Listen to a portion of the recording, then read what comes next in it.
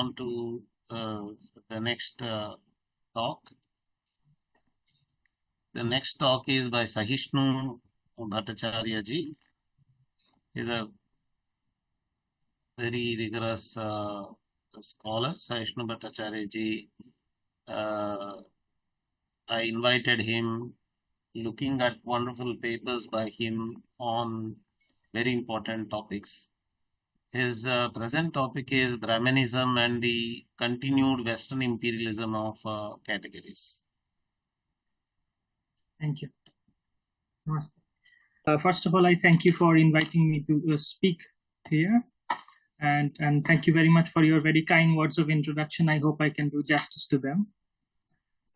Today, I want to talk about Brahmanism and the imperialism of categories. So I'm using a very specific term, imperialism of categories, which was given by a set of anthropologists in the mid-90s. The reference comes from Suzanne Rudolph and Lloyd Rudolph, who spent all their lives studying India. And towards the end of their careers, they were famous for making the statement that all of the Indian studies that comparativist political scientists have produced have remained a victim of an imperialism of categories, whereby a set of foreign intellectual and epistemological categories have been imposed to a region of the world which does not have them, thus creating many, many distortions and creating obstacles in the study of India. I will quote something that they said at the very outset of my talk, and then I'll come back to it at the very end. The Rudolphs, who are a couple, they speak of themselves as being part of a wave of comparativist political scientists who were working since the 50s and 60s on decolonization and the proliferation of new nations that followed. And they wrote, "We imagined we were plumbing the true underpinnings of the recently launched Indian experiment in democracy." Here they are speaking about the post-1947 state. "What we hadn't counted on and what we gradually came to realize was that American ideology, particularly the universalism and individualism of America's hegemonic Lockean liberalism, had shaped the concepts and methods not only of survey research, but also of the then prevailing Parsonian structural functionalism of modernization theory." In their final work of these two anthropologists and political scientists, they wrote that Western, particularly American ideology, had contributed to creating an imperialism of categories in Western social science research about India.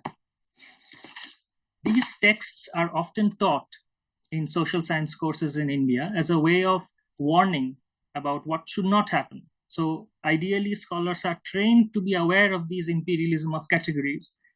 And it's a continuing project. It's not something that can be undone in a single day, because academia works by building to an existing discourse. It adds, it multiplies. So we have to be mindful. More on this at the end of my talk. In the meanwhile, I want to focus on the word Brahmanism itself, or the concept. Some points have been elucidated before, and Professor Bhattacharyya has said, Dr. Sushumna Kannan has said, and I think one more speaker will also speak on the lexical details of Brahmanism. But I want to talk about the source of the concept, the epistemology of it, in two tracks. First, I will talk about where it comes from within the Indian tradition, and in a second track, which is an outsider view. And then I will try and see where they clash and create problems.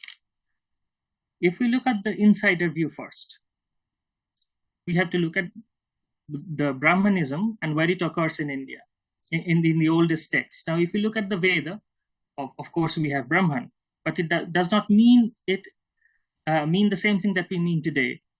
There is one Brahman which is very much used in the context of sacrificial ritual, in the context of yajna. There is another who is the Brahma priest, who is one of the 16 priests in the ritual.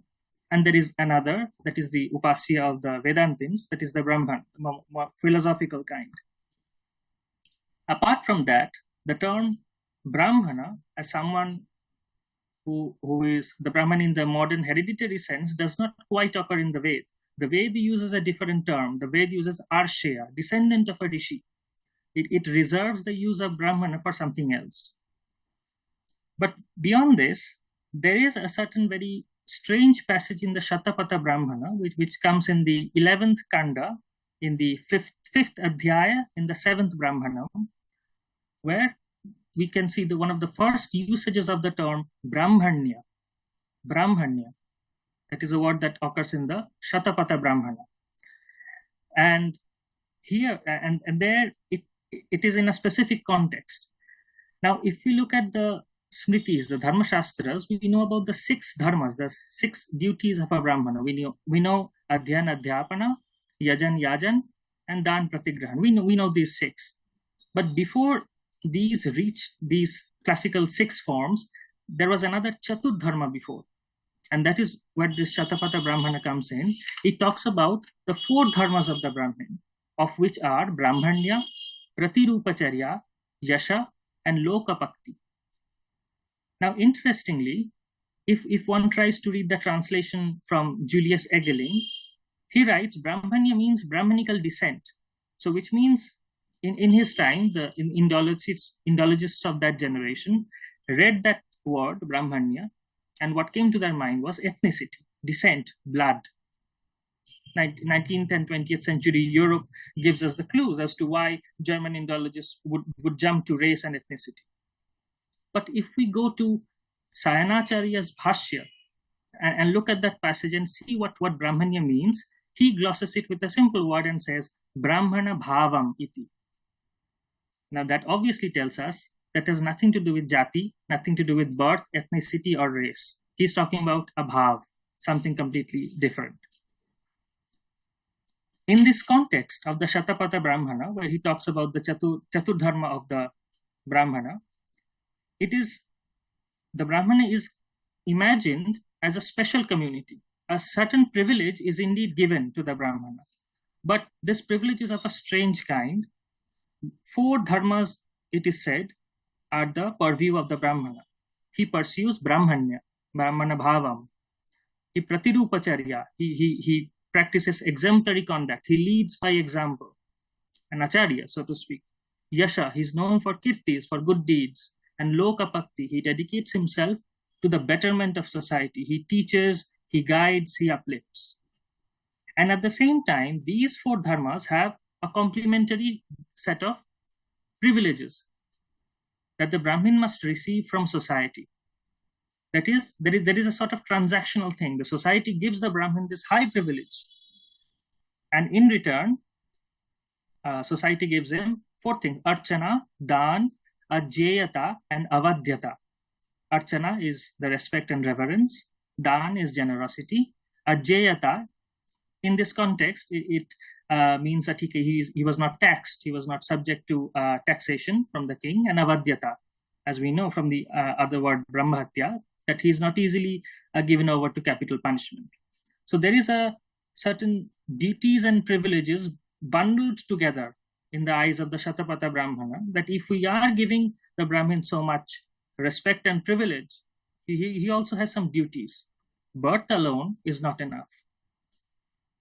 Moving forward to the Dharma Shastras, the Smritis, this develops further into the 6 dharmas, which we are more familiar with. But in these 6, Adhyana, Adhyapana, Yajana, and Yajana, we can see that there is a clear notion that the privileged status of the Brahmin comes with a certain custodianship or guardianship. He protects the Ved. He learns it. He spends all his life after it. He gives over a life dedicated to the propagation of this knowledge. He preserves it all his life. And in return, he receives these privileges. So, in older times, centuries back, millennia back, we did not have access to the forms of knowledge like books or texts. It would be the people themselves who are living traditions, who are embodying the traditions and taking it forward. If you want to learn, you cannot go to a library or an archive. there is no written text. The written text has less pramanya than the person who embodies the teachings of that text. This part we already know. If we look at the sources of dharma, for instance, Shruti, Smriti, Sadachara, and Atmanastushti, if we take these four for the sake of our example, again we see that for all these four, the role of the Brahmana, the person, it cannot be removed from any sense of Brahmanism. The Brahman is there somewhere. However we conceptualize Brahmanism, he has a role to play. But this role is a kind of a cultural leadership or direction that is provided by Brahmanas. But why should we need Brahmanas in that sense? If we look at the meanings of Sadachar and Atmanastushti that is given in the Bhashyas, we also find that Sadachara is glossed as Shishtanam Acharo Anushtanam. The Acharas Anushtanas followed by the Shishtas. Because not all teaching of various culturally specific forms of knowledge can be imparted by classroom teaching. One cannot always speak or show a text or poetry or any kind of prose. Sometimes it is taught by example. So this is an example of non-written transmission systems. And another is the Atmanastushti, which is in some circles misunderstood as whatever satisfies the conscience, but in reality, it again has its own gloss, which says Samyak Sankalpa Jataha Kama Shastra Viruddha. So it has to be with the right intentions. Someone who has picked up a book of the Dharma Shastra from a library and just flicked over to the right page looking for something to validate an argument, that is not Samyak Sankalpa. Someone who studies the whole tradition and understands it comprehensively, that would be Samyak Sankalpaja. And it should be such a kamana that is Shastra Viruddha. So obviously, if someone has to lay claim to that Atmanastushti, they have already to know what Shastra is and what the Shastra says. Only then can they determine that it is Aviruddha or not. But in all of these, we can see in all of these sources of Dharma, there is a central role of the Brahmana who embodies these sources of Dharma. If someone has to come and learn, there is no other recourse. There are no universities, no institutions as such. The Brahmana himself is an institution of knowledge. The Brahmana is a cultural repository, an archive, a living archive, so to speak. And it is a unique form of cultural leadership because unlike some cultural assimilation processes in the West, particularly in medieval Europe, as we can see, when one culture starts spreading either through conquest or missionary activities, the standard trend in Abrahamic tendencies is to obliterate the native culture in favor of a new culture. But what is so unique about the Brahmanical, so to speak, and I will come to this in detail later on, what the Brahmanical may mean. Here we see that at each stage, it reforms itself, it adapts, and it expands. It is like a sponge which keeps on absorbing and absorbing. In most of the Puranas, we can see a multitude of narratives. Some are older narratives from older sources, but they are rewritten. Sometimes they have an added text.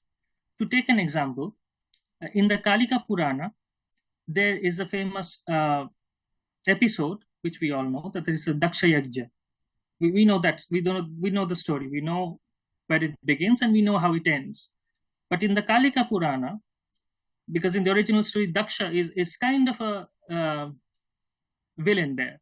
In the frame, he's the villain. He is punished by Shiva. But in the Kalika Purana, the story is kept intact, but at the beginning and at the end, we find it enshrined in another larger frame, a larger narrative, where in a previous kalpa, we see that it is that Shiva received a curse from someone else, and that is why he had to go through something. And here Daksha is not the villain again.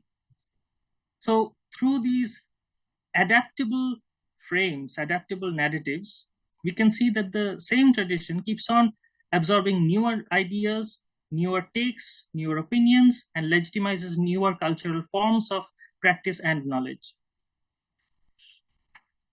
It is unlike the Abrahamic universalism, where when one culture sets in, it can only flourish and be held successful if it obliterates everything that was before. Take the concept, take the example of the Nordic culture in Europe. It is simply gone. Now, if this is an insider idea, then we have to consider an outsider idea too. If for millennia, India has been in touch with other cultures from the West, and in each time, even since the Greek times, when foreign authors and travelers are writing about India, they're not talking about Hindus always as such, but they're talking about what the Brahmins say. Sometimes the distinction is drawn between the Brahmanas and the Shramanas. But behind this, there is something else, something hidden beneath the iceberg. Because the sources of dharma, whether it be Shruti, Smriti, Sadachar, or Atmanastushi, the sources of dharma, the sources of knowing about this religion, is the Brahmin himself, the person.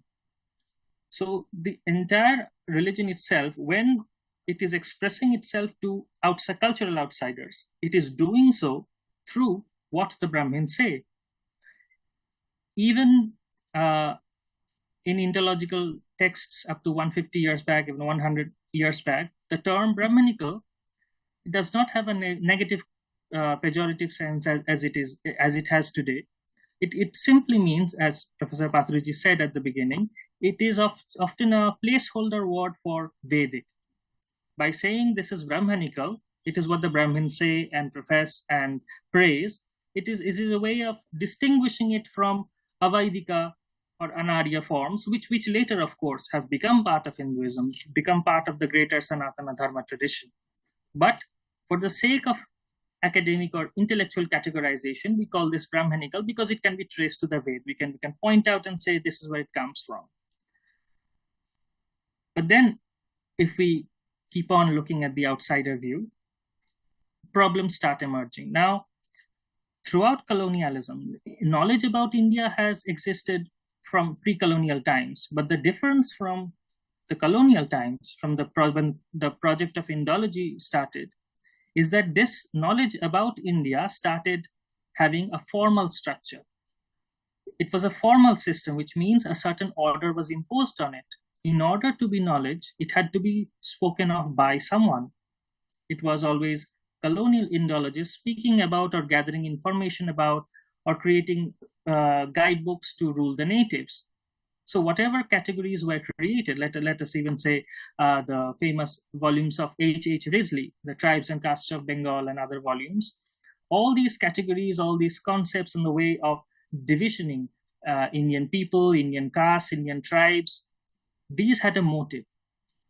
Even though the relevance of that motive may have passed, the very usage of those terms live on.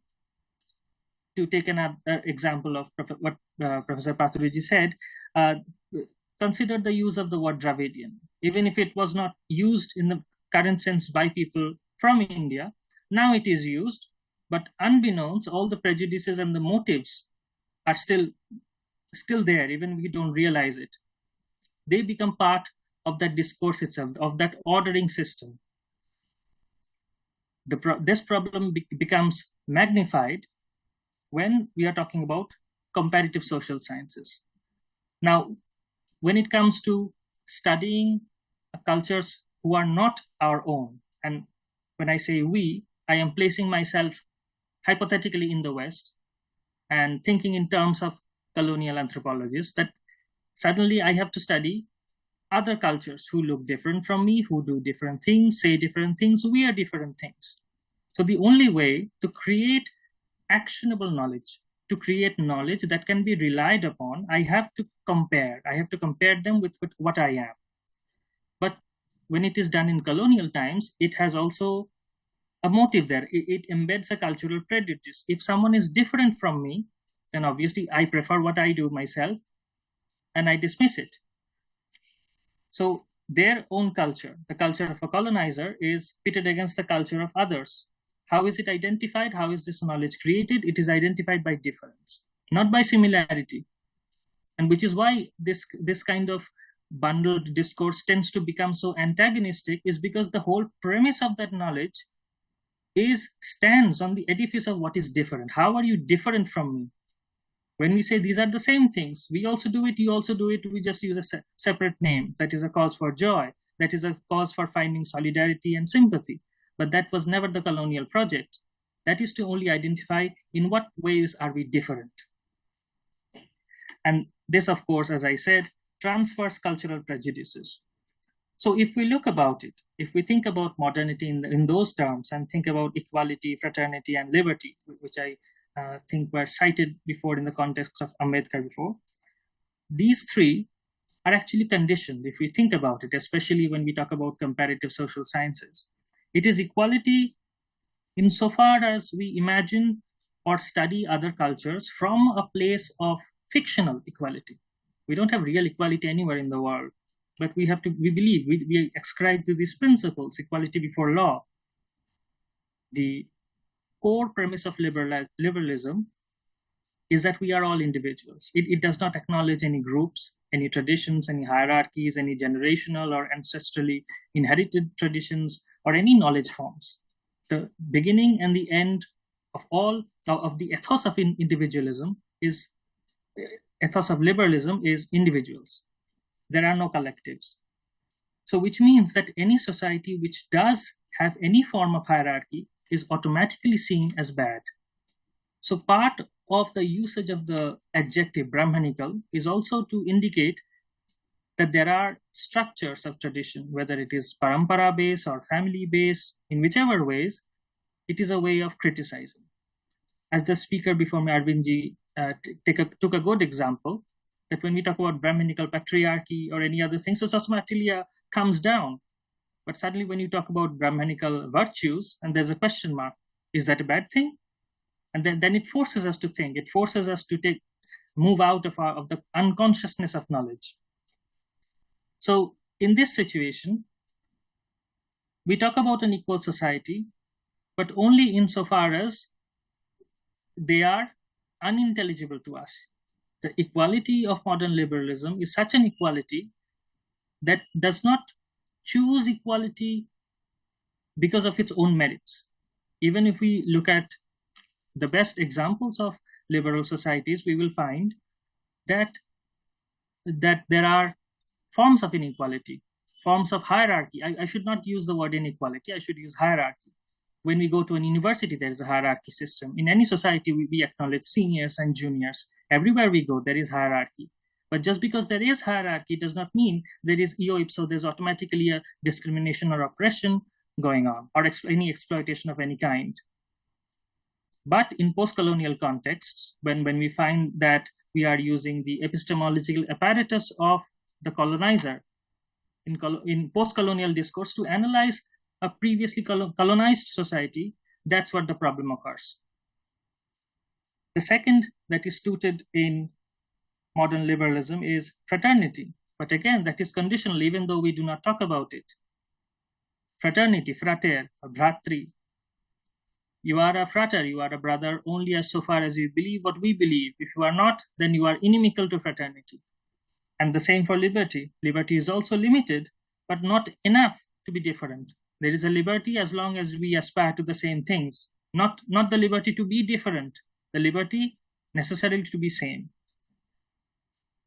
Now, these insider view and outsider view also come clashing onto each other. In the early writings of Indologists, Brahmanism, as has been said before, was used for a descriptive for Vedas as such. But as we have also seen, that the Vedas are not mere texts that are simply consulted by Hindus or Indians as a whole. They are embodied through gurus and acharyas and paramparas. But this is somewhere, this is a place where traditional text-based philology, and philology as a discipline we know was originally intended for biblical analysis, for biblical texts, and later extended to non-Western forms of religion. But this is where it stumbles. Because how does philology help us understand a living tradition through agency and not structure? Many of you may not be aware that even until 2 decades or 3 decades back, Tibetan Buddhism was actually called in the West by Lamaism, just as they are calling us Brahmanism or Brahmanical. Instead of the Vajrayana, they used to Lamaism, because they too, the Tibetan form of Buddhism, also has this thing: you cannot study it by texts alone. It has to be learned from a living master. And now also you have, this is also from America, you have emerging guru studies. Now, all these tendencies of where traditional Western scholarship is grasping at straws, unable to conceptualize how to study knowledge, how to study the categories of knowledge, that is the insider categories of knowledge, how it is transmitted. Because studying the text alone is not far. Sometimes the text, parts of the text are rendered obsolete by practice. I believe an example was taken of the Ramayana. Now, philological competencies, philological methods can generate a historically, chronologically accurate form and say this is the oldest, this was changed. But all this is meaningless. It matters to who considers it Pramanya. It is Pramanya for whom? It is authoritative for whom? That is more important. And in order to do that, we have to acknowledge the knowledge transmission systems like pravachanas, kathas, vyakhyans, which are again emanating from living persons, living teachers, acharyas and gurus, brahmanas too. In doing so, Western social sciences discourses, and by social sciences I am including all disciplinary methods that study society, politics, culture, and religion, because the divisions of where sociology ends and political science begins, these two are motivated by concerns that are not our own, because they are interlinked. Some methods here, Dr. Sushumna Kannan took the example of the Marxist approach. One of the examples of Marxist approach would be those embodied by Gramsci and Althusser, who think that if there is any particular community in any given society which propagates its ideas or gives cultural leadership, and that is the case here. Yet Brahmanism as a culture, coming down from the Vedas, takes a higher point. It stretches across all the regional traditions of India and acts as a higher tradition, an overarching umbrella that includes all other traditions.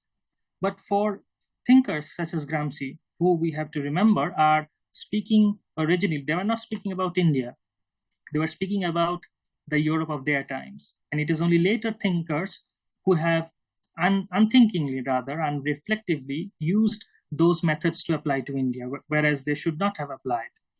So in Gramsci's ideas, he for Europe of his time at least, those cultural hegemonies, those ideas which gave cultural direction were not seen as a good thing.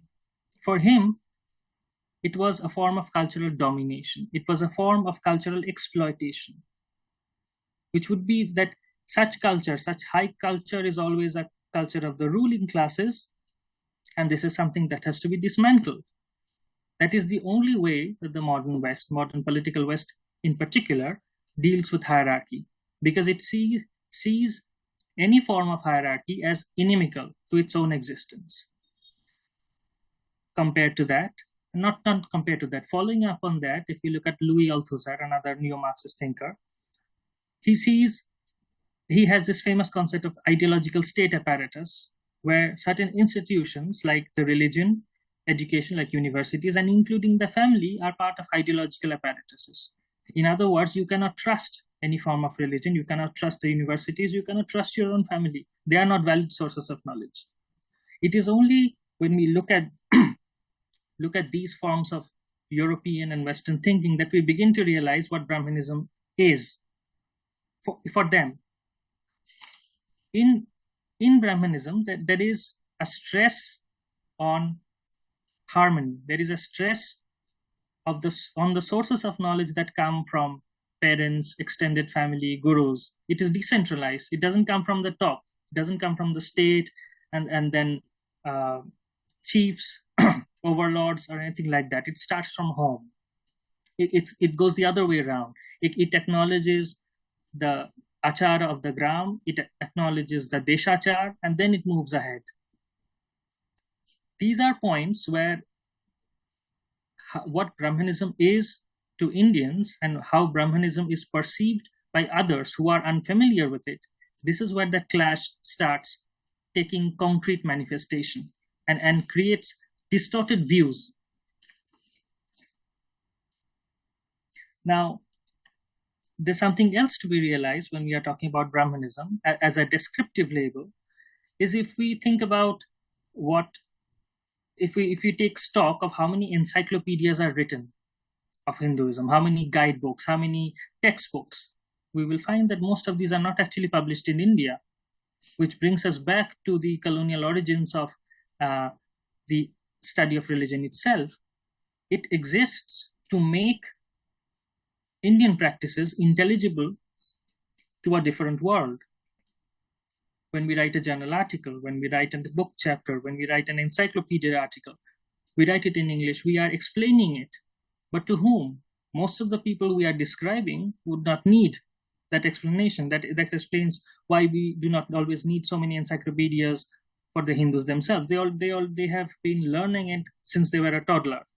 Our dharma is inculcated in us, culturally assimilated through the pravrittis and nivritti that we are taught from parents, extended families, and people around us. We learn, we embody it as we grow up. We don't need to go to Sunday school or specific places to learn. Of course, those are very much encouraged. But in such discourses, in such academic discourses, a big part of creating knowledge that is the Indological knowledge is less about studying the phenomenon itself than about translating that phenomenon to an unfamiliar culture. Because it is that unfamiliar culture which needs that introduction. And in doing so, we run the risk of force-fitting lived experiences and social lives into formats that must be intelligible. Otherwise, we end up with texts or commentaries that actually do say India is chaotic. The real communities are fuzzy. Whenever we see such ascriptions of imprecision, we have to know that there has been a breakdown of knowledge, where categories that have been traditionally valid for studying Western societies are not enough. Something more has to be done. Many social scientists are, of course, fond of citing Michel Foucault, but again, very strangely, there is one particular work by Michel Foucault that is rarely ever cited, because it was one of those few works where Foucault himself criticized the West. And true to all the Foucauldian tradition, everybody has kept quiet on it. That book is The Order of Things. I recommend anyone who is interested to take a close look at the first chapter of it. There he talks about how the modern West was born. And he examines that the modern West is not simply a political development. There were significant changes how the world was perceived. It was a formal way of ordering knowledge.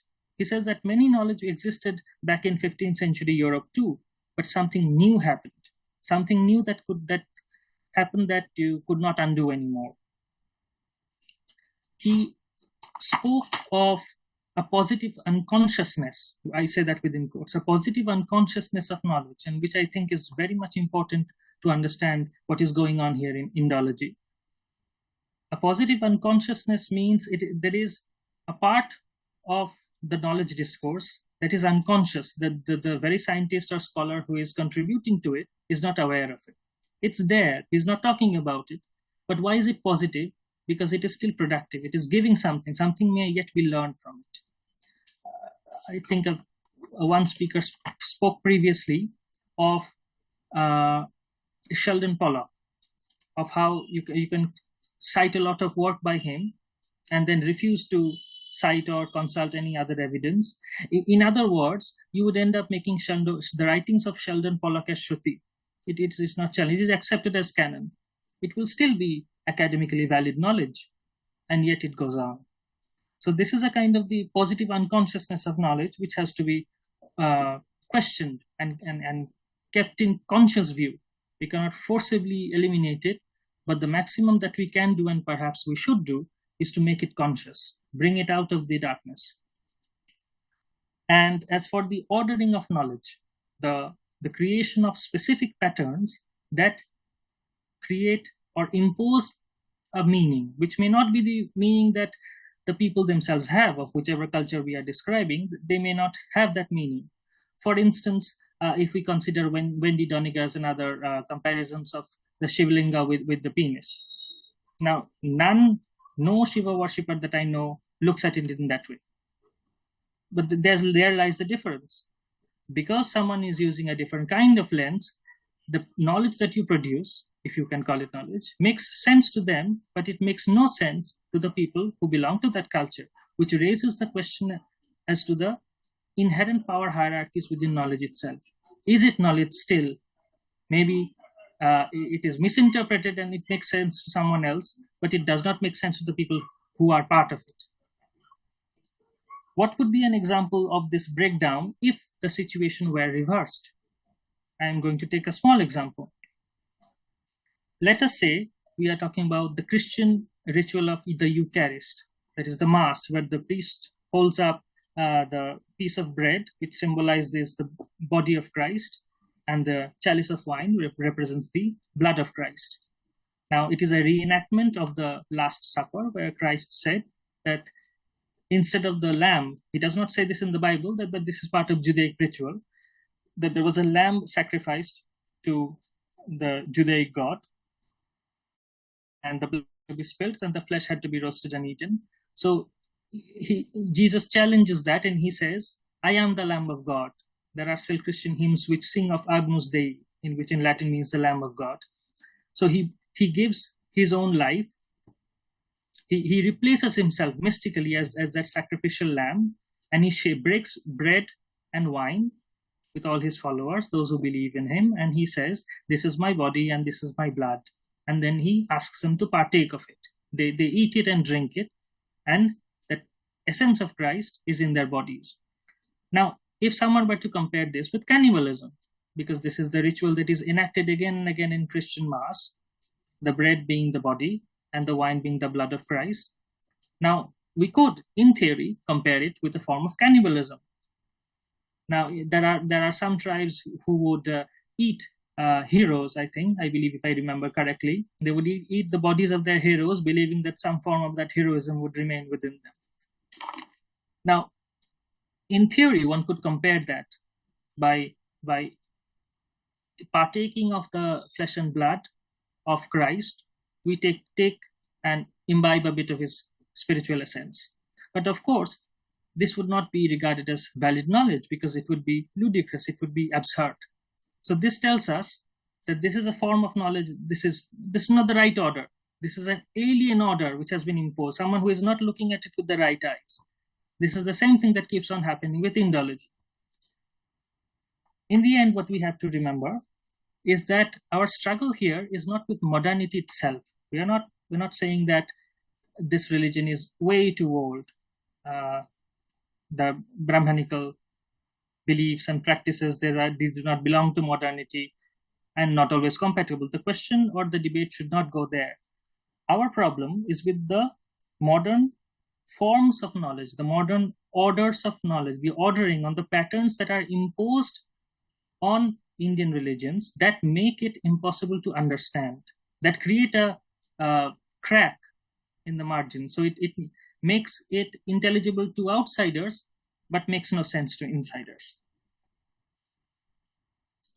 And in doing so, what is the core element of this problem in my assessment, is that they come from a series of Western methodological apparatus that are Eurocentric, but not merely Eurocentric. They are Eurocentric because they compare all non-Western experience to their own and see what is similar, what is different, and they construct an understanding. But also because it acknowledges that the non-West, whatever is not the West, is not something to learn from.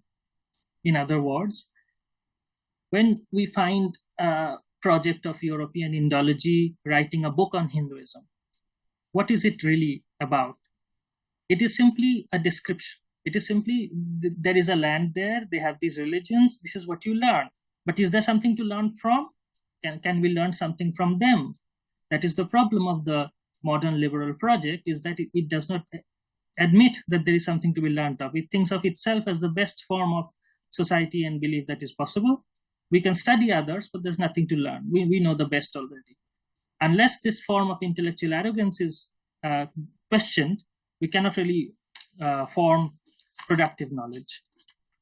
And finally, I would like to end with a series of recommendations as to what can we do when Brahmanism as a word and a concept is maligned and misused. Because sometimes, as we have seen, it is a placeholder. Sometimes we really want to say this is a hierarchical practice and it has no place in an equal world, but here we saying, no, this is Brahmanical. Or we find this is exclusive or something, or is discriminative, but we're using it wrong. We're saying this is Brahmanical, but it's not. We are not using the words correctly. But what could we do? The recommendations that I would end with is, I think it's important for us not simply to remain on the defensive and say this is not Brahmanical or this is not Brahmanical, but also to put forth a positive view. What is it then? If it is a set of principles, a set of ideas that come and are rooted in the Ved, then why can we not simply summarize them and work on them and present them in an articulate way? What would these descriptions look like? For instance, can we say at least that Brahmanism is a reverential system that lives in harmony with nature, society, gods, forefathers, and other human beings, because it honors the generational and ancestral forms of culture and knowledge, and including certain outlooks and perspectives on world and life in general. We can say that it is a cultural configuration or a set of configurations that teaches us how to think about the world. It teaches us moral values. Why is it a set of configurations? Brahmanism in the south, on the north, in the east may look different. It's not simply one, it is always a set. It is a set of ideas about spiritual and bodily purity. It includes disciplinary praxis towards self-improvement, meditation. It focuses, it never says, this is the end, I am perfect. It is a humbling and process of cultivating humility. What Brahmanism also is that it is an embedded form of pluralism. It acknowledges difference, diversity, and always creates newer narratives. Sahishnu ji, I think you're reaching the concluding part. Okay. I just have 1 minute more. I'll quickly complete it. Thank you. Yeah. And finally, it is also that we have to realize that Brahmanism is a project, if I can use that word, that recognizes all forms of knowledge as going beyond the individual. No one owns this knowledge. It is ancestral in a way that is not bound by blood. Sometimes it is Pita Putra Parampara, sometimes it is Guru Shishya Parampara, and it is generational. We add to the knowledge. We are part of the knowledge, but we do not own the knowledge. These are a set of spirits, set of principles and ideas that are not found in the modern West. I think this would be the general summary of what I'm trying to sketch about Brahmanism. Thank you. Thank you very much, Sahishnu ji. I have always read your articles and I was always amazed at the rigor and scholarship that it reflects. I never had an opportunity to see you visually, and I never met you. But today I got the opportunity to see you at least in the video.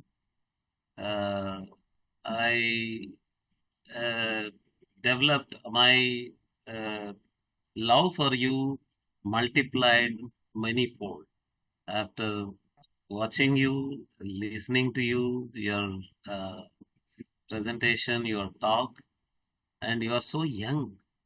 That is so promising. Thank you. Uh, that is so promising for Indic culture, Indic movement, and Indica's mission. Thank you. This country Daniosmo. and our culture has to make use of such people. Uh, how I am getting amazed at this young age. How did you read so much, and how did you get that clarity, It's develop that generational. clarity? I'm in my father's study right now. It's generational. It's multiple generations of incultivation. It's a vocation. It's a life given away to knowledge. Kya kare? And for some, I should also share that he doesn't hesitate to do Paurohitya. He doesn't hesitate to actually go and practice the Karma Kanda. And he knows such intricate details of Karma Kanda. Thank you so much. There are a few questions. I think one of Yes. the very important questions is if the Brahmana or Brahmin is pejorative and so the Shudra or Chandala or Panchama, they too feel bad or made to feel bad, what are your comments?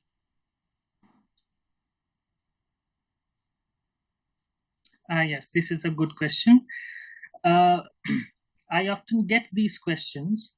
Uh, I have a couple of shishyas also who are themselves not Brahmins, and they worry that should we be reading this? Should we be reading the Vedas? Will we go to Naraka?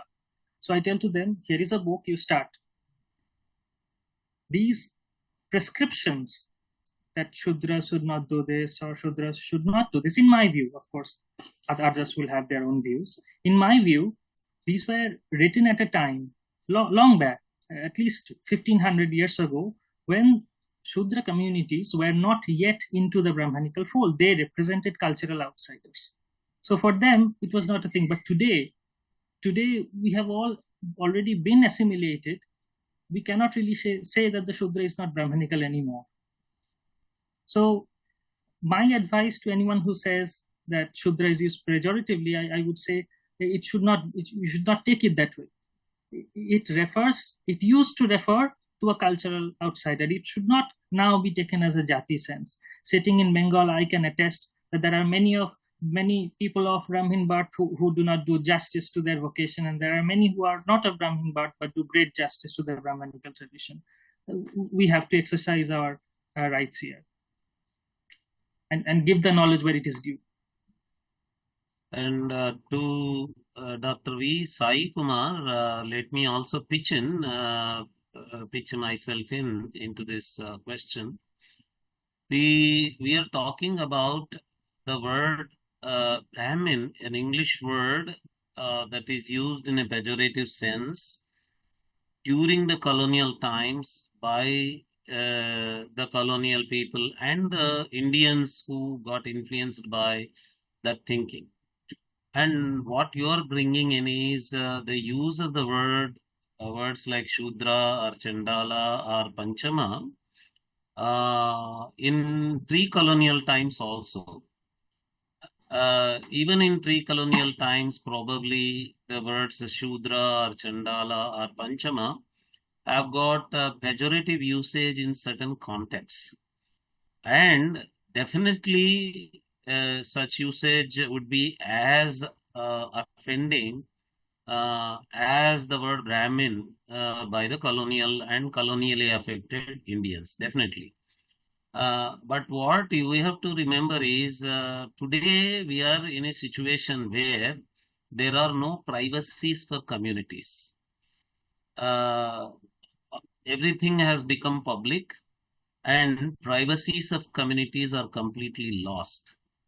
And all over the world, cultural anthropologically, we know that inter-community comments have always been there. In every larger group, smaller communities always had comments about the other groups, and that was taken completely easily. For example, women making comments about men in general, men making comments about women in general, was taken very easily, lightly, in a very humorous sense. But today, you have this Twitter. A similar comment which would have been taken very easily in a very privacy of men or women, or even in their interpersonal interaction, is now blown out of proportions because of a new situation that has emerged. In the same way, the words that you are mentioning, whether they were actually mentioned in the public uh, while addressing, for example, a Shudra, while addressing a Chandala, while addressing a Panchama, has to be well researched. The word Panchama itself is from a research point of view, from a digging of categories point of view, is a very controversial word because it doesn't exist. The word Panchama has come into vogue only in recent times. And the word Panchama that is used in Yaskas Nirukta or older texts that did not refer to the communities that we are talking about. For example, in a governmental language, SC communities. For example, Panchama was a category within Rig Veda there were in Brahmanas and Aranyakas, there were some 4 categories of Vedic followers, and the 5th category of Vedic follower was called Panchama. And there were Nishadas, and they whether to include Nishadas or not among the Vedic people was the debate. And that word Panchama was referring to some categories there. So the word Panchama cannot be taken for granted that it was always referring to the contemporary government language SCs. And even the word Chandala. And whether those words were used in the street, whether those words were used in the village. Is there a documented fieldwork ethnography, whether these words were used in the street while addressing certain communities has to be researched, well researched.